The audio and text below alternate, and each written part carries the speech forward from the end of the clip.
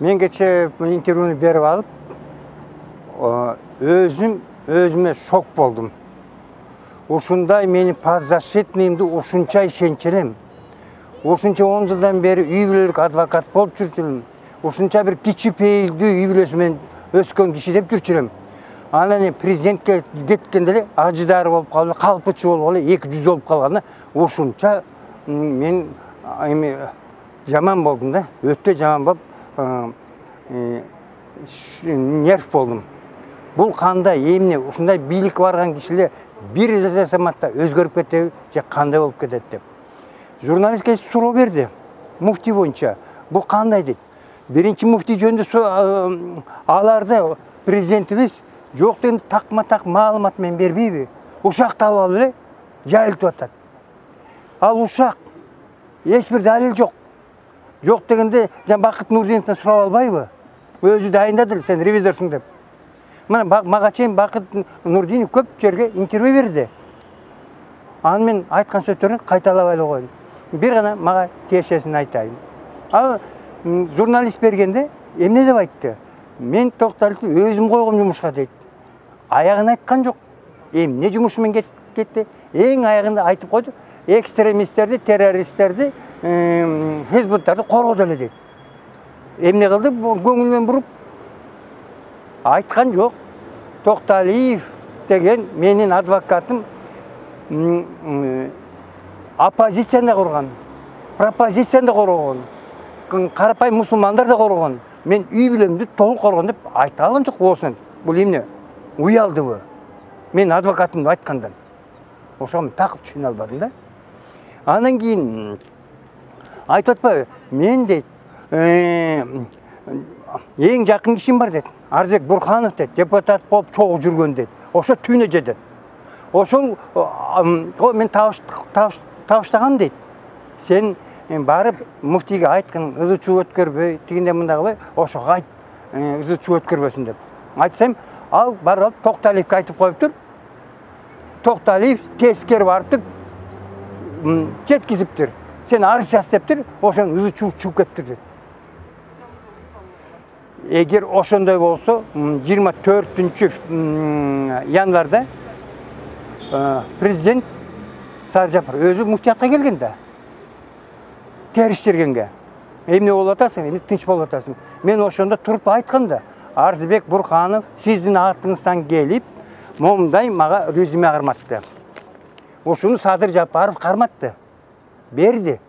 Ушул кишини Гафур Султаналини ИО муфти кылып шайлаш керек. Тез арада муфтиди арыз жаздырып алдырыш керек. Эгер жазбаса жумуштан кетет, анан биз муну каматып коебуз. Анан ошентип туура түшүндүр. Эгер камалгысы келбесе, үстөн текшерүүнү кылгысы келбесе, сен түшүндүрүп кунуң, өз ыктыяры менен арыз жазсын, бул инаугурацияга барат, батасын ошо президентке берет. Андан кийин инаугурациядан ушул киши биздин муфти болот деди. Мен өзүм укук коргоочу, адвокат болуп, мыйзамдуулукту каалап, сурап жүргөн киши. Ага чейин буга чейин Садыр Жапаров мага да звонок кылган. Байке, тиякта ызы-чуу болуп атат. Ансы биз шайлоодо жүрүп атсак, эки жерде ызы-чуу болуп шайлатпай, муфтилерди шайлатпагын, инаугурация бүткөндөн кийин өз огу менен, жол менен, мыйзам жол менен шайласын деп айткам. Ошо сөздү айтсам, жок дейт. Президенттин ою өзгөрдү дейт. Ошону шайлаш керек деп туруп алды. Аны мен муфтиди чакырдым. Максат Ажы мага Бурханов ушинтип айтты. Кандай дейсиз? Президент го сизге да айткан, мага да айткан. Мага тиккеден айткан, көзөмөл койгон. Тийбесин деп. Анысында Аманбаевга да айтып өтпөйбү? Аманбаев да мага айтканда. Президенттин айтканын уктуң белең, уккам, тийбейбиз эч кылдым. Ана бул эмне деген болот? Бул Бурханов өз оюнун чыгарып атат го деди. Деп, анан президентке бул кагатты көрсөттүм. Анын ичинде Абдышүкүр отурду, бар отурду, Бурханов отурду, балким Facebook'тан көрдүңөр да, барып отурганыңызды. Эмеденчи, президент бизге жыйналыш өткөрүп аткан. Facebook'та бар, бүт барыптыр жыйналыш. Муфти мен президент болуп чөчүп, андан кийин аалымдар менен чогуу отуруп дагы бир түшкөн сүрөтүбүз бар. Ошон. Ошондо Гафуров туруп айтпайт беле. Мен берген эмесин Токталиев калп айтып атат деп. Айта алган жок да. Президент кате тилдебеди муну. Мен сага качан айттым деп Бурхановду. Ай, сага качан айттым? Эмне үзүп салып жүрөсүң бияка дейт. Анан эң жаман жакшы жери президент айтат. Бурханов дейт, мен жөнөп жүргөн кишим болчу дейт, четте. Четте жүргөн кишиге эмнеге ага тапшырма берет? Тапшырманы мага бербейби? Мен дин комиссиясы болсом, өзү алып келип койсо, өзү айтып атат. Мен ишенген кишимди койдум. Дин чөйрөсүн жакшы билген кишини койдум. Мусулмандардын укук кишини колдоп жүргөн. Ошентип айтып отуруп, мен Токталиевке дейт, жардам берем, өзүм деп ошентип сүйлөп айтып кеткен. Анан ошондой эки жүздүүлүк болуп калабы. Мен ошого таң калдым. Мен жумушка жулунуп барган эмесмин. Мен ошо дин комиссияны бер деп айткан эмесмин. Өздөрү мага сунушташкан. Сен мусулмандын укугун көп коргоп жүргөнсүң. Анан дагы Бакыт Нурдинов дагы тилерди сунуштап койду. Ушунда Аким Байке көп сунуш эметчи эле дин комиссияда берсеңиздер, мусулмандын укугун коргоду эле 2000ге жакын мыйзамсыз диндин корутундусу менен соттолуп кетти эле. Балким ошол реабилитация кылыш керек, мына жасаш керек, ошо Токталиев берсеңер жакшы болот эле деди. Мен баргым келген эмес. Мен ачык эле Садырдын агасына айттым. Силерге кандай жумуш керек деп, мен мага кереги жок жумуштун, баргым да келбейт. Эметпин. Мына Нурдинов деген Бакыт мени сүйрөп келди бул жерге. Бирок берсе, эртең берсин, эртең барайын. Эртең бербесе, андан кийин барбайм дедим.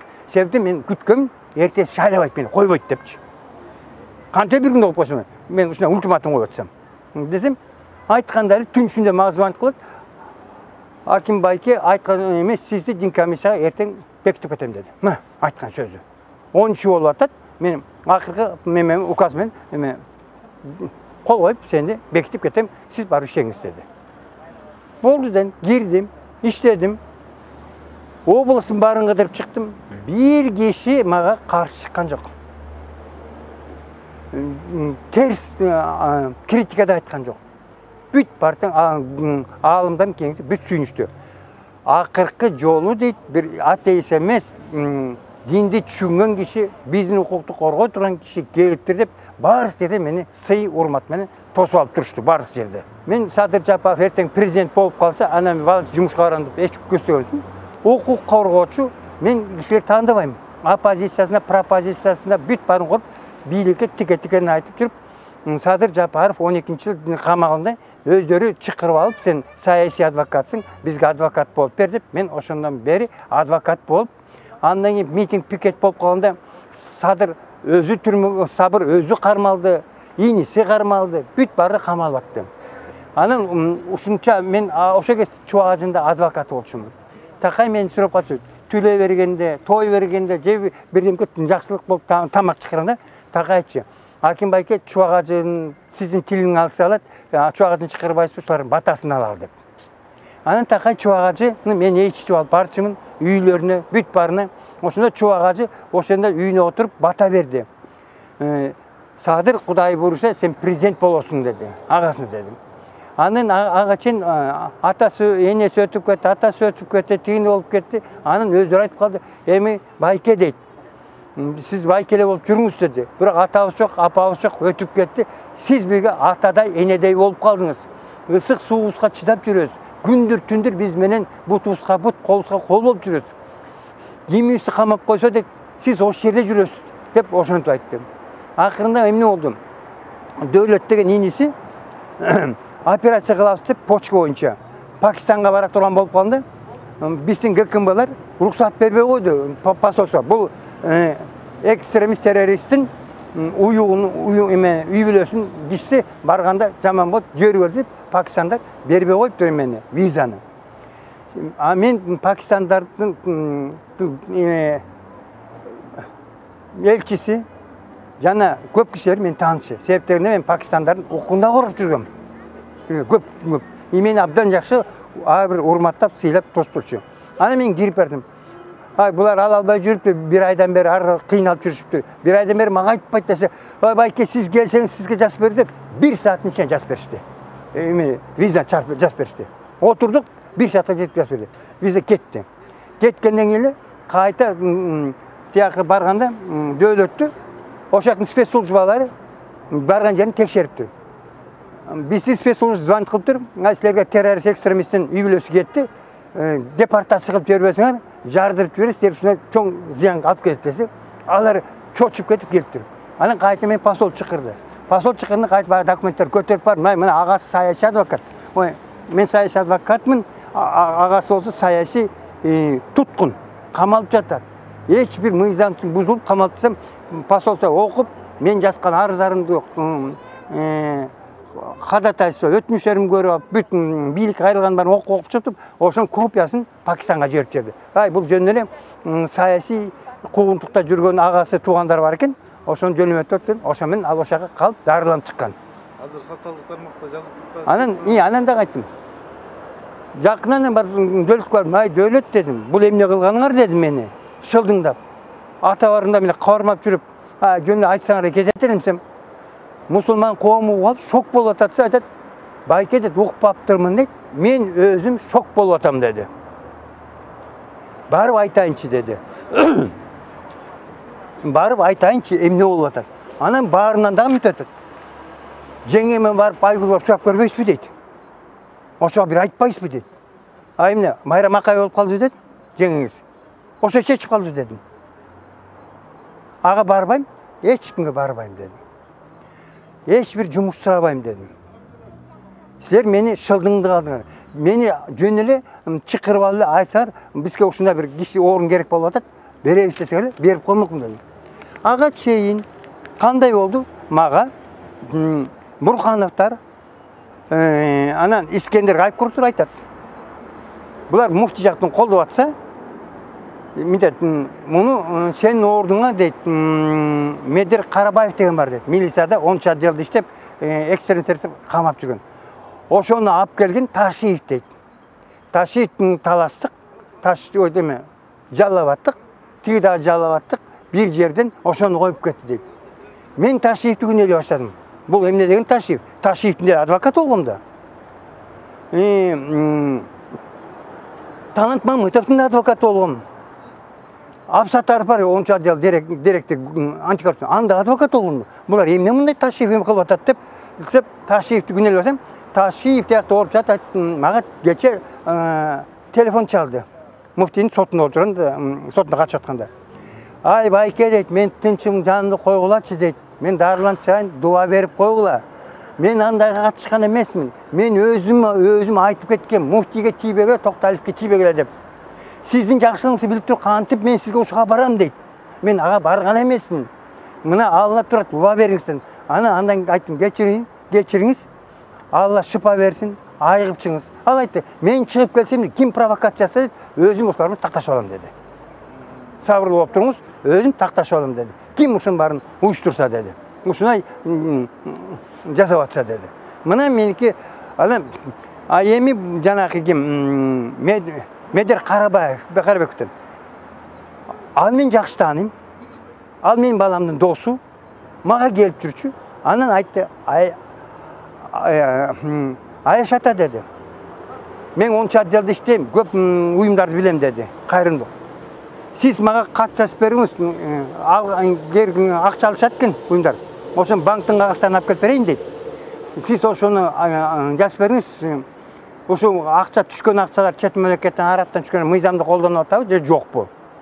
Экстремизм кеткен жок" десем, мен барып ар бирин барып кекиртектеп карап, мына Токталиев директор жибер деп кекиртектеп тыйын алам, акча алам дейт. "Анан сизге алып келип, сизди багып турам" дейт. Эгер мен сөзүм туура эмес болсо сотко берсин. Себептен айткан, менде жаздырып алган мына. Андан тышкары Келдибек Аскарали жанында отурган. Ал келип туруп, ал айтты.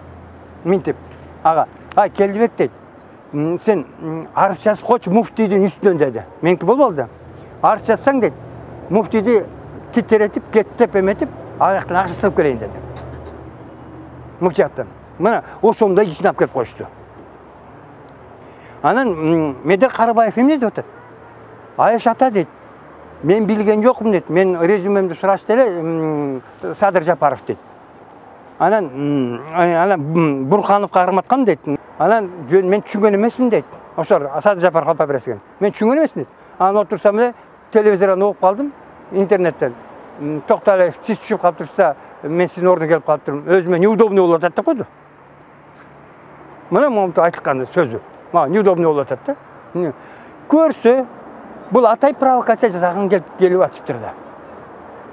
Мен кийин түшүндүм. Провокация жасап, жесе ошолордун коррупцион схемасына кирейинби, кирбейинби? Кирип кетсем чогушебиз, кирбесем мени Кайыпкулов менен Арзыбек Бурканов тээп салыш керек болчу, өз кишин коюш керек болчу. Мына ошондой иштелген экен. Экөө биригип атып, кимге шылтоолоп коюптур да. Ташиев. Мунун баарын жасаган Ташиев анын жердеши деп. Мына болгон окуя ушундай болуп атат. Мени Бакыт Нурдинов ечип барганда, сүйлөп барганда мындай айтат. Мусулман коомусун суранып атат, менден суранып атат, сизге жибип атат, ушуну Токталиев коюп бер дегенде, ал айтты, макул айтып көрөйүн кандай болот экен, Токталиев келсе жакшы болот. Анан айт, койчу дедим мен, агаң албай койсо, анын балктын баары кишилери барды. Балкымын жашы жетип калды, иштей албайт деп айтар, тигиндей мындай, бирок жаштарды коет деп айтар дедим да. Мен барбай эле коеюн десем, жок байке, сиздин мусулман коомду сурап аткандан кийин барышыңыз керек. Койбой албай койсочу, албай койсо президенттине карабай, бетти карабайм, бир туугандан кечип кетем деген, сен үчүн деген. Мына айткан сөзү ушундай. Мына Бакыттын көзүнчө айткан сөздү. Тууганчылыктан кечип кетем деген. Анын ат тезеге куратпай, такай Сабыр үйүмө келчи. Садырдын аялы келип турчу үйгө. Сабырдын бир тууганда катышып турчубуз да. Жакшылыктан. Анан ошондой болгон кишини анан көчкө тээп туруп, өздөрүнүн бир саясий кызыкчылыгы үчүн ошактан акча табабыз деп көчкө тээп салган болбойт да. Жок, бул Сабыр эмес. Мени бөлөк киши кубаласа, мейли Талант Мамытов кубаласын, Ташиев кубаласын кетсин, мен аларга бир да таарымайт элем.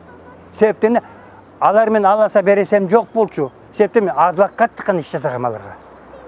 Балган жатым саясий иш эмес деп унчукпай көп мынча нааразы болуп эметмек эмесмин. Мынакей.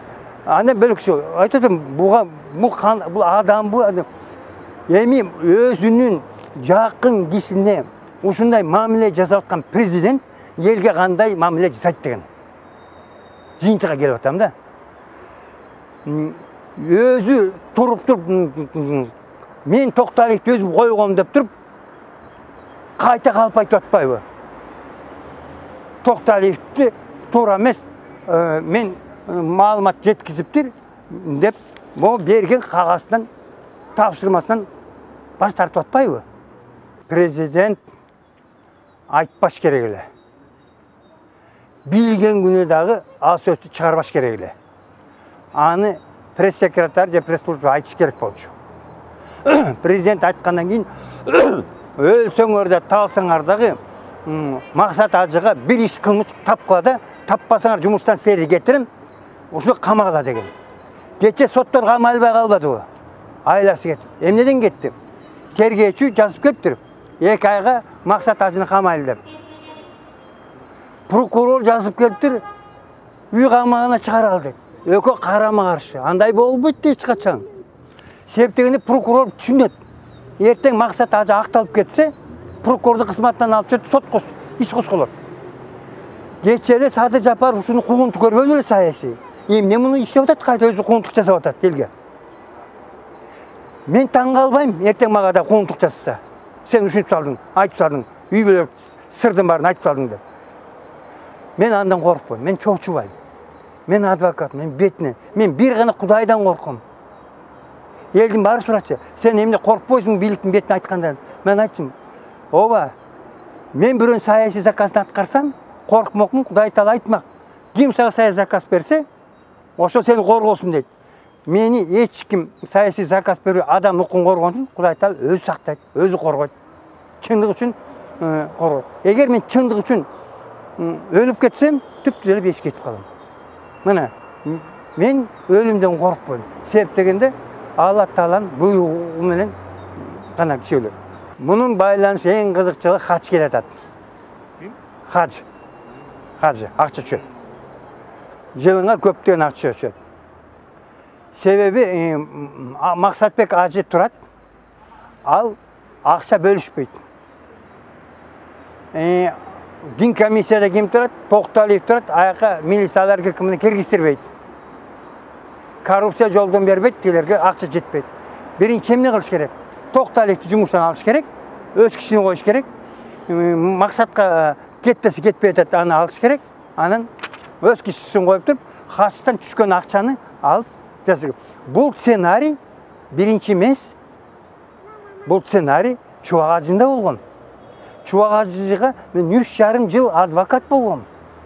4 жол қылмыс іс қосылған. Чувагажының атасы ашық айтқан, мүфтидің көңші мен де Жалаватта Чувагажының атасымын. Чүйіп орында да Чувагажының атасы сенсің деген. Момытып, Чувагажының атасым ұшындай баға берген. Мен атадай болған кішіні, жөнелі кішіні атадай қылшымайды бардың.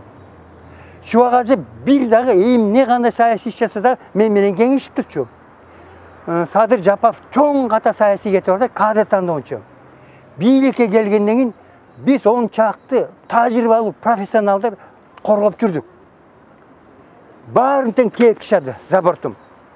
Шылуындарды, жегіс ішкіштемер çoğulту алды.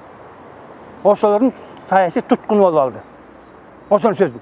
Біз мындай жазатпайтылық та. Садыр Жапаров, байке, сен деген профессионалсың, тегіндей мындай барыңар келге, мерге тиіні қойсақ қандай болатса айтатылықты. Мұны болса болады, тігі болбайды деп. Мына мерді бір жема шайлабай езу болатшады. Минтрансың ішіне Швейяны алып келіп қойышты. Садыр Жапаровтың аялының подружкасын қойды байқа. Еш жол тармаған, білбеген, түшінбеген ішіне алып келіп қойышты. Мына аэропорт қойып қойышты өзің көріп отырсың, өзі чу болып атады. Энергетиканың алып келді, өзі чу болып атады. Мұның бүт барын өзі чу болтқан, кемесі қылып атады да, жаңағы Арзыбек Бурханов. Арзыбек Бурханов өзінше жаза алмайды. Садырдан бұйрығыз. Садыр ашық айтпады ғой. Арзыбек ештекені жазабайды деді. Менің бұйрығым жоқ деп. Мына өзі ашық айтпады. Ошоның бұйрығыменен мені алдырып қойды. Жоқ дегенде шықырып кел. Сол бөтелі. Байке, ушындай сізде Арзыбек Бурханов менен Искендер Гапор жақтырып айтады. Алар сіз жол бербейді екенсіздер коррупцияға. Мыйзамсыз Мақсат Ажыны алмаштыралса, алмаштыртпайды, мыйзаммен алмашады деп. Осы сіз четке тұрыңызшы, мен өз кішім қойып қойын, ошо білген жасасын деп қойса, мен кетіп қалмақпын жөнелі, оғы біле. Анан өзі президент болып тұрып, анан кече интервью беріп, журналист сұрап атады. Тоқталиев дейм үшін кетердің де сосын айталып отырады. Маға ошондай хабар келгенде, Гафурды қойғанна табыс деп, мен ол кішіне қойғанна табыс дегеннен кейін, мен муфтиге айттым. Арзыбек Бурханов айтып атады президенттің тапшырмасы менен сен алыш керек екен, өз ықтиярың арчастап атады десеп, анан айттым, сен президентті, мен дедім, президентті бір еле көрдім дедім. Ана жол алекім дедім, шықырлек дедім. Мағарғанда сен 4 жол барып тұрсын дедім. Президентке барып, төкпей, чачпай, ошынтіп айтып бар. Тоқталиев ушинтип мага айтты, кет деп айтып атат. Арзыбек Бурханов айтыпты деп. Арзыбек Бурханов жок десе, мага 5 жолу телефон чалды о жерге. Бүт запись турат. Арыз жазды. Качан алмаштырабыз. Мен турат бүт жазуу, записи. Эгер мен калып айтсам, эмеде айттым жолугушта муфтиятын айтмакты Гафуров. Антип айткан эмесмин. Айталы кысап турбады го. Мен bir ғана резюмені әлі бердім әлем деп тұрып алды. Резюмен берген дағы таңған жоқ. Маға бергенім. Ошондо не Садыр Жапаров урушты? Анан Садыр Жапаров тургузуп, жаш балалар тургузуп урушты. Анан мен ошондо кимге айттым, муфти бар десе, муфти барып атыр. Мен эмнеге алган атасыңар дептир. Өзүңүз айтпадыңыз беле, инаугурация бүткөндөн кийин мыйзам жолдон алмаштырат деген. Эгер жок, анда эле сизге Гафуров керек болуп калып кое турган болсо дептир. мен азыр эле арыз жазып эле тынч эле кетип калайын, ызы чыгылбай дептир. Анан президент айтты, жок, андай кылган жок деп, анан телефонду дейт, менин көзүмчө көтөрүп дейт, кимге звонить кылды дейт, Аманбаевга. Өздөрү айтпады, Аманбаевга талдым дейт. Менин көзүм мага айтып келди, менин көзүмчө Аманбаевга звонить кылып айтты дейт, тийбей келе деди. Эмне киришип, эмне алмаштырып атасыңар дедим, аны катуу тилде громкий говорить сейчас болот деди. Андай укту, андай мына жакшы чечилем, тынч эле иши бериңиз дедим. Агаз тынч эмес эле, биякта тынчтап чыккан туруп акырын четинен булгытышып. Шайлоо мыйзамдуу өтсүн. 3-чү шайлоого барасызбы, барбайсызбы, ал өзүңүз ишиңиз. Бирок эч качан бир муфтий илгеркидей болбойт. Бирөөнүн президенттин батасы менен келбейт. 3-өө, 5-өө, 15-ңөр тургулады. 15 кишинен бирөөнү тандап алсын дедим. Президент ошентип айткан. Биз килишпейбиз силердин саясатка ичке деген. Эми килишпейбиз деп коюп, мына килишип кетет атпайбы? Биз саясаттан да киришип кетти, финанс ичинен да киришип кетти. ГКМБнын эч бир эме мыйзамдуу иши жок болчу. ГКМ барып эмесин текшергенге, финансты. Аны кандай кылды? ГКМБ атай келди. Мыйзамдын баарын бузуп текшермиштүү болуп, мен сенин ишиңди жабам деп, анан бухгалтерди алдаптан камап, мына монда калабыз, сен мага акча бер деди. Анан понуждение дачи взятки дейт. Мажбурлаганда күч органдар, ГКМнын кызматкерлери муфтиятка келет. Бизди дейт, ким жиберди дейт. Султан Гафуров менен Искендер Кайыпкулов жиберди дейт. Президенттин буйругу менен дейт. Муфти айтат, президентке чыгып айтпады, биз тийишпейбиз, кирбейбиз деп. Кандайча силер киришип атасыңар? Жок, айтты, мынакей дейт, соттун чечим көрсөт. Соттун чечимин да мыйзам чыккан. Ошо менен келип документтин баарын алып кетет. Алып кетет да, ичин айтат, документти биз текшербей эле кайта берели, сен бизге акча берсең дейт. Анан кандай акчаны берем дейт. Силерде банкта жатат дейт, миллион. Ошонун проценти бир жылда чогулуп калды дейт, 100 000. Ошону бизге бересиң дейт. Ошону берсең дейт, биз аны жаап кайта документин алып келип беребиз дейт. Ошентип атып деп чыккандан эми айтат. Бул процент түшкөн экен, негизги акча турат, тийилбей, процент берсе берет, башы тынч салбасын деп муфти айтат экен, өкө соода алышты, 100 000 болбойт экен, пениясы 70 000 болот экен дейт. Өкө соода алышканда. Ама 70 000 берет. Берип койгондон анан бизге дача взятка берди деп туруп, муфти кимди бухгалтер камап атат. Анан сен ошо менен кошуң бар деп муфтиди алып барып коет. Эми биз кылмыш иш козготобуз жана оперлерге ошондой мажбурлоо жол менен пара талап кылып туруп, провокация жол менен жасап туруп каматкан үчүн. Кече камап коймок, муфти чарбамак.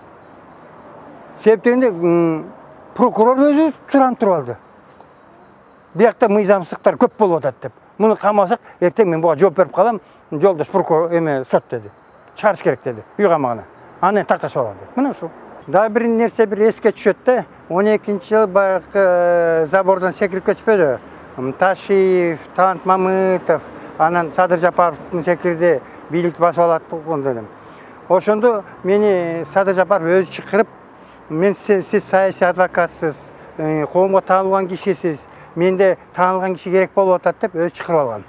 А мен келгенден айттым, Садыр Жапаров дедим, Садыр дедим, сен Куранды окудуң белен, китеп окудуң белен, жок, атам молда кетигинде мындай мечет салган жакшы. Эми сен баласы болгондон жолун жолдобойсуңбу? Китеп окубойсуңбу? Окудуң белен, колуң бошобой жүр дедим. Анда колуң бошобой жүрсө дедим, мынакей деп бир Куран китеп көтөрүп алып апа бердим, могу китепти оку. Кудайдан тиле, суран. Ушу китепти канча окусаң, бул дагы берген сага чоң суноо.